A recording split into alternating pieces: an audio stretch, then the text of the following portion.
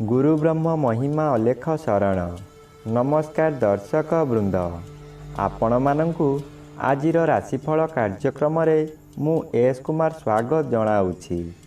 प्रतिदिन निजर राशिफल जानिबा पाई गुरुकृपा यूट्यूब चैनल को सब्सक्राइब करंतु और पाखरे थिबा बेल आइकन को प्रेस करी ऑल नोटिफिकेशन ऑन करी दियंतु, जहा फଳରେ आमे जेतेबेले वीडियो अपलोड करिवो प्रथमे आपण वीडियो देखि पारिबे।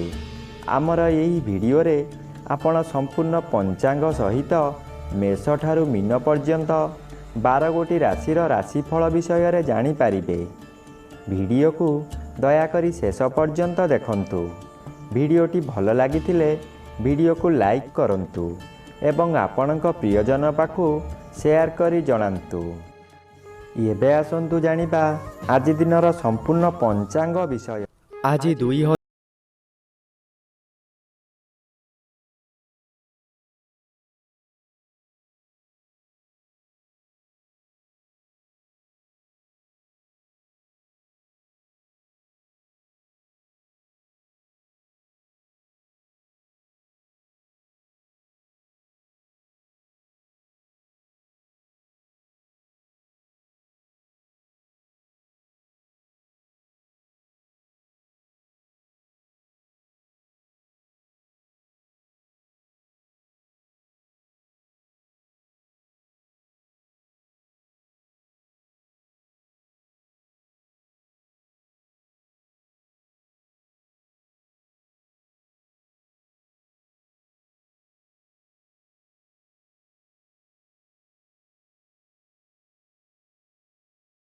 पर्यंत एहा परे कन्या चंद्र उत्तरा फाल्गुनी नक्षत्र रात्रि 1 घंटा 32 मिनिट पर्यंत।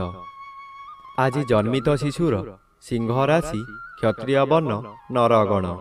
प्रातः 6 घंटा 55 मिनिट गते कन्या राशि शूद्र वर्ण नरगण। रात्रि 1 घंटा 32 मिनिट गते देवगण। आज मृत व्यक्तिर रात्रि 1 घंटा 32 मिनिट मध्य एक पाद पुष्कर दोष निषिद्ध खाद्य। आज मूला भोजन निषेध अटे। आजिर अमृत जोग रात्रि 2 घंटा 16 मिनिट गते शेष रात्रि 4 घंटा 42 मिनिट मध्य। आजिर महेन्द्र जोग प्रातरु दिवा 7 घंटा 55 मिनिट मध्य एवं दिवा 10 घंटा 21 मिनिट गते 12 घंटा 46 मिनिट मध्य। आजिर काल बेला एवं 12 बेला अपराह्न 3 घंटा 50 मिनिट गते 5 घंटा 35 मिनिट मध्य। आजिर काल रात्रि रात्रि 11 घंटा 50 मिनिट गते 1 घंटा 24 मिनिट मध्य। आजिर राहु काल मध्याह्न 1 घंटा 30 मिनिट ठारू अपराह्न 3 घंटा मध्य। आज प्रातः 6 घंटा 55 मिनिट मध्य कर्कट राशि और मकर राशिर घात चंद्र। एहा परे वृष राशिर घात चंद्र। घात नक्षत्र नाही। वृष राशि और कुंभ राशिर घात तिथि। तुला राशि और कुंभ राशिर घात बार। प्रिय बंधुगण, एबे आसंतु जानिबा मेष ठारू मीन पर्यंत 12 गोटी राशिर राशिफल विषय रे। राशि चक्रर प्रथम राशि मेष राशि। आज मेष राशि जन्मित व्यक्ति मानक सकाशे षष्ठ चंद्र अन्य ग्रह द्वारा बाधा पाउथिबारु शुभ फल बदल रे अशुभ फल प्रदान करिबे। एही समय रे शत्रु माने दूरे रही गुप्त रे आक्रमण करिबे। आपण ताहा न जानी विश्वास करी बहु हैरान हेबे। व्यवसाय क्षेत्र रे एपरि करिबे जहा कि आपण जेते चेष्टा कले मध्य लाभवान होई पारिबे नाही। कौन हेउची बोली बुझिला बेलकु आपणकर बहु क्षति होई सारिथिबो। एबे आसंतु जानिबा राशि चक्रर द्वितीय राशि वृष राशि विषय रे। आज वृष राशि जन्मित व्यक्ति मानक सकाशे घात चंद्र और घात तिथि भोग हेउथिबारु अशुभ फल मिलिबो। घात चंद्रर मुख्य कथा दुर्घटना हेबो ही हेबो, किंतु एही दुर्घटना शारीरिक न होई मानसिक हेबो। हठात कान नाकरे जंत्रणा भोगिबे। एही समय रे आपणक स्त्री आपणक विरोध कार्यमान करी मानसिक स्थिति आहुरी बढ़ाई देबे। पिला माने ବିଶେଷ କରି କନ୍ୟା ସନ୍ତାନମାନେ ବିଶୃଙ୍ଖଳିତ ହୋଇଯିବେ। ଏବେ ଆସନ୍ତୁ ଜାଣିବା ରାଶିଚକ୍ରର ତୃତୀୟ ରାଶି ମିଥୁନ ରାଶି ବିଷୟରେ। ଆଜି ମିଥୁନ ରାଶି ଜନ୍ମିତ ବ୍ୟକ୍ତିମାନଙ୍କ ସକାଶେ ଚତୁର୍ଥ ସ୍ଥାନରେ ଚନ୍ଦ୍ରଗୋଚର କରୁଛନ୍ତି। କୃଷ୍ଣ ପକ୍ଷ ହେତୁ ବେଶୀ ବିଚଳିତ ଲାଗିବ ନାହିଁ। ଧୈର୍ଯ୍ୟର ସହିତ ଆଗକୁ ଆଗକୁ ମାଡ଼ିଯିବେ। ଅର୍ଥ ଆସିବାର ବାଟ ଫିଟିଯିବ, କିନ୍ତୁ ତତ୍କ୍ଷଣାତ୍ ମିଳିବ ନାହିଁ। ଚାକିରି କରୁଥିବା ବ୍ୟକ୍ତିମାନେ ଶୁଭ ଖବର ପାଇ ଆନନ୍ଦିତ ହେବେ।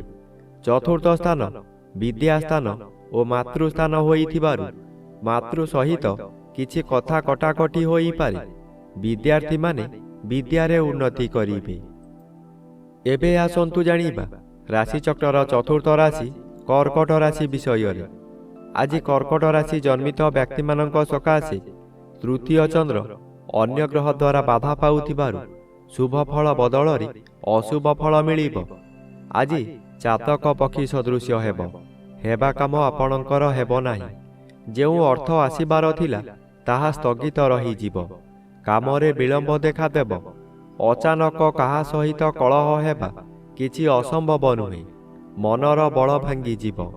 ଦୁର୍ବଳ ଅନୁଭବ କରିବେ। ଅପରାହ୍ନଠାରୁ ଶରୀର ମାନ୍ଦା ଲାଗିବା କାରଣରୁ ଶୋଇ ରହିବେ। ସମୟ ଅଯଥାରେ ବର୍ବାଦ ହେବ। ଏବେ ଆସନ୍ତୁ ଜାଣିବା ରାଶିଚକ୍ରର ପଞ୍ଚମ ରାଶି ସିଂହ ରାଶି ବିଷୟରେ। ଆଜି ସିଂହ ରାଶି ଜନ୍ମିତ ବ୍ୟକ୍ତିମାନଙ୍କ ସକାଶେ ଦ୍ୱିତୀୟ ସ୍ଥାନରେ ଚନ୍ଦ୍ରଗୋଚର କରୁଛନ୍ତି। ଅଶୁଭ ଫଳ ପ୍ରଦାନ କରିବେ। ଆଜି ଆପଣ ବହୁ ସମାଲୋଚନାର ଶିକାର ହୋଇପାରନ୍ତି। ଆପଣ ଯେଉଁ କାର୍ଯ୍ୟ କରିବେ ତହିଁରେ ପ୍ରତ୍ୟେକ ବ୍ୟକ୍ତି ପ୍ରବଳ ବିରୋଧ କରିବେ। ଏହି ସମୟରେ ଆପଣଙ୍କର ନାସା କର୍ଣ୍ଣ ଚକ୍ଷୁ ଆଦିରେ ଆଘାତ ଲାଗିପାରେ। ସାମାନ୍ୟ କଥାରେ ଆପଣ ଉତ୍ତେଜିତ ହୋଇଯିବେ ଓ ନିଜ ଜିଦ୍ ରଖିବାକୁ ଯାଇ ବହୁତ ଅର୍ଥହାନି କରିବେ। ଏବେ ଆସନ୍ତୁ ଜାଣିବା ରାଶିଚକ୍ରର ଷଷ୍ଠ ରାଶି କନ୍ୟା ରାଶି ବିଷୟରେ। ଆଜି କନ୍ୟା ରାଶି ଜନ୍ମିତ ବ୍ୟକ୍ତିମାନଙ୍କ ସକାଶେ ଶ୍ରୀଚନ୍ଦ୍ର ଅନ୍ୟ ଗ୍ରହ ଦ୍ୱାରା ବାଧାପ୍ରାପ୍ତ ଅଛନ୍ତି। କିଛି ଅଶୁଭ ଫଳ ପ୍ରଦାନ କରିବେ। ଆଜି ପ୍ରତ୍ୟେକ କାର୍ଯ୍ୟକ୍ରମରେ ଆପଣଙ୍କୁ ବିରୋଧ ଆସିବ। ପେଟ ଗଣ୍ଡଗୋଳ ହେବ। ଭଲ ଭଲ ଖାଦ୍ୟ ପ୍ରସ୍ତୁତ କରିଥିବେ, କିନ୍ତୁ ନିଜେ ଭୋଜନ କରିପାରିବେ ନାହିଁ। ନୂତନ ପୋଷାକ ଆଣିଥିବେ, କୌଣସି କାରଣରୁ ଆପଣ ଅନ୍ୟ ସ୍ଥାନକୁ ଯାତ୍ରା କରିବେ, ତାହା ପରିଧାନ କରିପାରିବେ ନାହିଁ। ଦିବସ ସାରା ଖାଲି ଦିବା ସ୍ୱପ୍ନ ଦେଖିବେ। ସମ୍ମାନ ମିଳିବାରେ ବାଧା ଆସିବ। ଏବେ ଆସନ୍ତୁ ଜାଣିବା ରାଶିଚକ୍ରର ସପ୍ତମ ରାଶି ତୁଳା ରାଶି ବିଷୟରେ। ଆଜି ତୁଳା ରାଶି ଜନ୍ମିତ ବ୍ୟକ୍ତିମାନଙ୍କ ସକାଶେ ଦ୍ୱାଦଶ ସ୍ଥାନରେ ଚନ୍ଦ୍ରଗୋଚର କରୁଛନ୍ତି। କୃଷ୍ଣ ପକ୍ଷ ହେତୁ କିଛି ଶୁଭ ଫଳ ମିଳିବ। କୌଣସି ଦୂରସ୍ଥାନକୁ ଯାତ୍ରା କରିବାର ଥିଲେ ନିର୍ଭୟରେ ଯାତ୍ରା କରନ୍ତୁ। ଫଳପ୍ରଦ ନିଶ୍ଚୟ ହେବ। ଆଜି ସମୟରେ ପ୍ରାୟତଃ ପଦଯାତ୍ରା ଆପଣଙ୍କ ପକ୍ଷେ ଶୁଭଙ୍କର ହେବ। ଆୟ ପରିମାଣରେ କିଛି ଉନ୍ନତି ଆସିବ। ବ୍ୟବସାୟରେ ସଂଯତ ରହିଲେ ଓ ମିଠା କଥାମାନ କହିଲେ ଭଲ ଆୟ ହେବା ସହିତ ଗରାଖ ସହିତ ଭବିଷ୍ୟତ ସକାଶେ ବ୍ୟବସାୟ ଭଲ ହେବ। ଏବେ ଆସନ୍ତୁ ଜାଣିବା ରାଶିଚକ୍ରର ଅଷ୍ଟମ ରାଶି ବିଛା ରାଶି ବିଷୟରେ।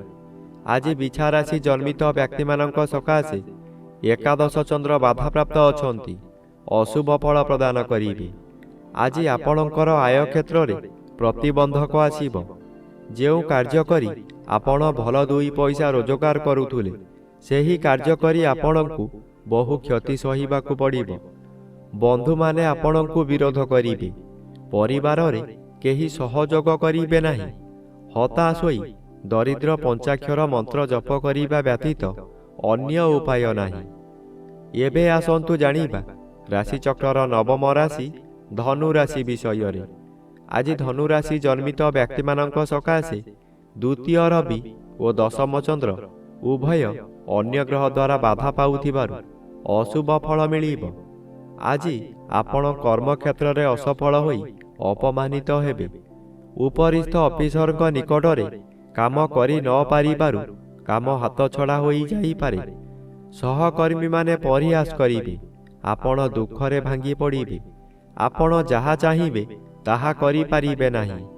କରୁଥିବା କାର୍ଯ୍ୟ ପରିବର୍ତ୍ତନ କରି ଅନ୍ୟ କାର୍ଯ୍ୟ କରିବାକୁ ବାଧ୍ୟ ହେବେ। ଏବେ ଆସନ୍ତୁ ଜାଣିବା ରାଶିଚକ୍ରର 10ମ ରାଶି ମକର ରାଶି ବିଷୟରେ।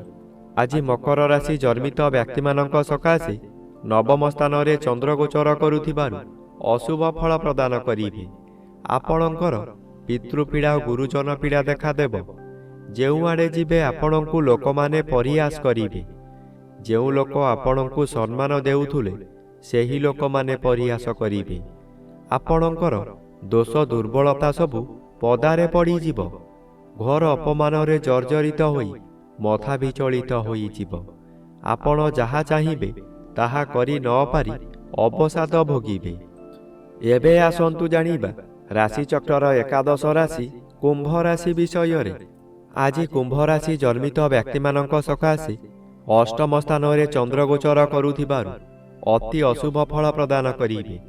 ଏହି ସମୟରେ ଆପଣ ଯେଉଁ ସ୍ଥାନକୁ ଯିବେ ସେଠାରେ କଳହ ହେବ। ବିଭିନ୍ନ ପ୍ରକାର କ୍ଷତି ହୋଇ ଆପଣଙ୍କର ମଥା ବିଚଳିତ ହୋଇଯିବ। ରାସ୍ତାରେ ଯିବା ସମୟରେ ଆପଣ ଅନ୍ୟମନସ୍କ ହୋଇପାରନ୍ତି। ସାବଧାନ ନ ରହିଲେ ଯାନବାହନ ଦୁର୍ଘଟଣାକୁ ଏଡ଼ାଇ ଦେଇ ହେବ ନାହିଁ। ଏହି ସମୟରେ ଆପଣଙ୍କୁ ଗରମ ଜ୍ୱର ମଧ୍ୟ ହୋଇପାରେ। ଏବେ ଆସନ୍ତୁ ଜାଣିବା ରାଶିଚକ୍ରର ଦ୍ୱାଦଶ ବା ଶେଷ ରାଶି ମୀନ ରାଶି ବିଷୟରେ। ଆଜି ମୀନ ରାଶି ଜନ୍ମିତ ବ୍ୟକ୍ତିମାନଙ୍କ ସକାଶେ ଏକାଦଶ ସ୍ଥାନରେ ରବି ଓ ସପ୍ତମ ସ୍ଥାନରେ ଚନ୍ଦ୍ରଗୋଚର କରୁଥିବାରୁ ଆପଣଙ୍କର ପ୍ରତ୍ୟେକ ଦିଗରୁ ଶୁଭ ଫଳ ମିଳିବ। ଏହି ସମୟରେ ଚାକିରି ନ ପାଉଥିବା ବ୍ୟକ୍ତି ଚାକିରି ପାଇପାରନ୍ତି। ଚାକିରି କରୁଥିବା ବ୍ୟକ୍ତିମାନଙ୍କର ପଦୋନ୍ନତି ହୋଇପାରେ। ବ୍ୟବସାୟ କରୁଥିବା ବ୍ୟକ୍ତି ଅଧିକ ବ୍ୟବସାୟକୁ ବୃଦ୍ଧି କରିପାରନ୍ତି। ଉତ୍ତମ ରୂପେ ବ୍ୟବସାୟ ଚାଲିବ। ଆଶାଠାରୁ ଅଧିକ ଲାଭ କରିବେ। ପରିବାରକୁ ନୂତନ ବନ୍ଧୁ ଆସିପାରନ୍ତି। ଅବିବାହିତ ମାନଙ୍କର ବିବାହ ପ୍ରସ୍ତାବ ଆସିପାରେ।